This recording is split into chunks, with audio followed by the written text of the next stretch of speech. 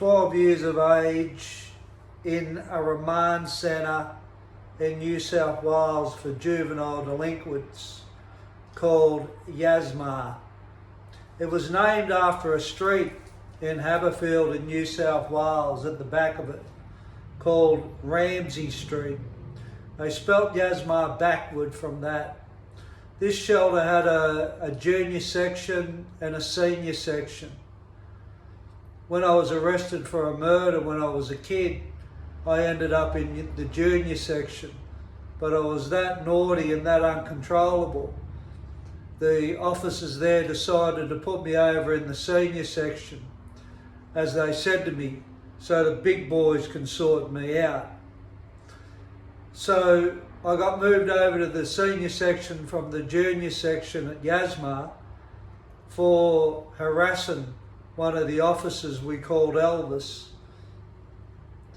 Elvis used to slap us in the face, in the ear, and kick us in the arse all the time and tell us we were no good for nothing little arseholes. He was probably right, but he really didn't have no excuse to give us a kicking and a touch up every time he could. I used to go to the toilet at night. We used to call it the ablution block, and Elvis used to stand out the front of the ablution block and he'd be always screaming out, "Hurry up, Kent, hurry up, Kent, do your piss or your shit and get back to bed, you little prick. I want to listen to the radio and have a smoke. Don't want to stand here all night waiting for you, you fucking little C." And I was that scared doing the wee, I couldn't wee. And I'd go back to the dormitory and I couldn't sleep, and the other kids next to me, they weren't asleep. We'd be talking and he'd be saying, "Shut up, you little fucking C's. Fucking get to sleep. I'm sick of yous. I'm sick of hearing your voices. I hate this job." And we would start, "Elvis, Elvis, Elvis, Elvis." And the kids in the next dorm would start, "Elvis, Elvis." And about 100 kids would start in the middle of the night, "Elvis, Elvis, Elvis, Elvis." And he used to go off his head. He'd be running up the outside of the dormitory, "Shut up, shut up, shut up, Elvis, Elvis, Elvis." We drove him mad. But as I said, he used to always hit us and flog us. Every time I'd come out that ablution block, "Back to your fucking bed, you fucking little cunt." Kick in the arse, you know. And I'll go, "One day, Elvis, I'll get you." "Go on," he'd chase you, try and hit you. So he sent me over to the senior side.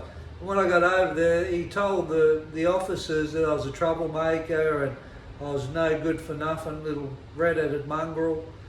And they assigned this big kid to pull me in the line. I'll call him Margarine, but his name was very close to that, and his first name started with T. So people back in the day will probably know who I'm talking about. So when I've come over there, he's grabbed me, sitting in watching the television, watching Dukes of Hazzard in the afternoon. Grabs me around the throat, "Come on, you fucking little cunt. Fucking, you ain't fucking driving Elvis fucking mad, and you're fucking it up for all of us. The fucking officers are coming down on us. Now pull your fucking head in, Dean." I go, "Fucking ease up, ease up. Fucking ease up. Fucking bang. Fucking hit your nut. Fuck you." Anyway, I'd try and fight him, but I couldn't beat him. He was too strong. I'd be throwing punches and he'd be going, "Fuck, that's fucking weak, you know, like fucking, yeah, fucking, now throw a punch, throw another one." And these hits just bang, bang, bang. And I was just livid and livid and livid. Anyway, one morning we were down playing murder ball. That was a game they used to play in the morning. It used to be freezing cold in Haberfield in the morning near the pool, and they used to have a basketball, and they'd put the kids in the circle and they'd throw one kid in the circle and the other kid, you just throw the ball at him, like full on. And if that ball hit you, mate, it would friggin' knock you. It was freezing cold and it was a big basketball. And like I was only a little kid and they had me over with the 16-year-olds and like I was only 13 or 12. So that friggin' Margarine, he was throwing that ball at me and he got me. And we were walking back and I was just living. I looked at him and he laughed. And I would fucking just thought, I'm gonna kill you one day, Margarine. I'm gonna get you.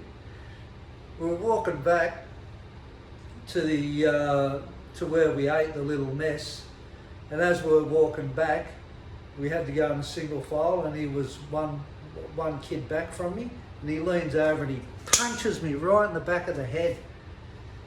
And I've looked around and I've seen this cricket bat, and I've gone, come on, fuck ya, let's go, right? And he's jumped out of the line, put his hands up, and seen the bat, and I just raced over and I grabbed the bat and I held the bat up like this, and he looked at me, he said, you think you're tough, eh? And he had his arms up like this. He said, you think you're tough? Fucking, you won't even beat me with that. And I hit him straight over the elbows with the bat. I just kept smashing his elbows with the bat and fucked him. It broke one of his elbows and his other one was dropped and he fell to the ground. He never ever touched me again after that, after I bashed him with that cricket bat. And years later, I'm in Bogger Road. Who comes in? Margarine. Ah, hello Dean. Hello Margarine, how are you? He's gone, yeah, good, good. Are we okay in here? I said, yeah, we are. That's all right. That was a long time ago, Margarine. He said, you know what, Dean? I said, what's that? He said, every winter, I still think of you. I said, why is that? He said, because my elbows get sore in the cold from where you broke them. I said, oh yeah. I said, well, that'll teach you, won't it? Don't underestimate the little kids. That's the Yasmar story. Have a good day. It's in the book also. Oh, well, that's it. www. I forgot. kinghitbook.com. And if you like this or it resonates with you, if you're from around there or you've been to Yasmar and you got a story to tell me about Yasmar, I'd love to hear it. So yeah, have a great day, eh? Take care.